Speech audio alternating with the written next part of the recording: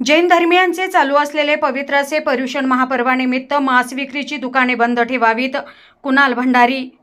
जैन धर्मियांचे पर्युषण महापर्व श्रावण मास आणि अवघ्या काही दिवसांवर येऊन ठेपलेल्या गणेश उत्सवानिमित्ताने अहमदनगर शहरातील कत्तलखाने आणि मांस विक्रीची दुकाने दिनांक 1 ते 8 सप्टेंबर दरम्यान बंद ठेवावीत, अशा मागणीचे निवेदन मनपा आयुक्त यशवंत डांगे यांना जैन समाज आणि हिंदुत्ववादी संघटनेच्या वतीने देण्यात आले. या प्रसंगी मोठ्या संख्येत जैन समाज आणि हिंदुत्ववादी संघटनेचे पदाधिकारी व कार्यकर्ते उपस्थित होते. या संदर्भात बजरंग दलाचे जिल्हा संयोजक कुणाल भंडारी यांनी अधिक माहिती दिली.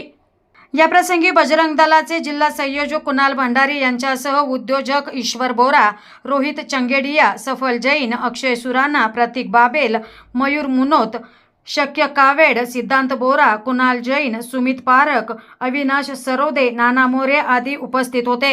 काय मागणी होती? पवित्र श्रावण महिना तसेच जैन धर्मियांचं पर्युषण पर्व आणि गणेश उत्सव येऊन ठेपल्यानं महाराष्ट्र शासन व सर्वोच्च न्यायालयाच्या आदेशानुसार मांस विक्री तसेच कत्तलखाने बंद ठेवण्याबाबतचे निर्देशन असून सुद्धा महानगरपालिका हद्दीतील बऱ्याचशा मंदिरांच्या बाजूला, धार्मिक स्थळांच्या जवळपास व जैन धर्मियांचे रहिवासी भागामध्ये जाणून बुजून भोंग्यावरती मांस विक्री केली जाते. त्या संदर्भामध्ये प्रशासनानं कडक कारवाई करण्याबाबत या ठिकाणी हिंदुत्ववादी संघटना व सकल जैन समाजाच्या वतीनं निवेदन देण्यात आलेलं आहे.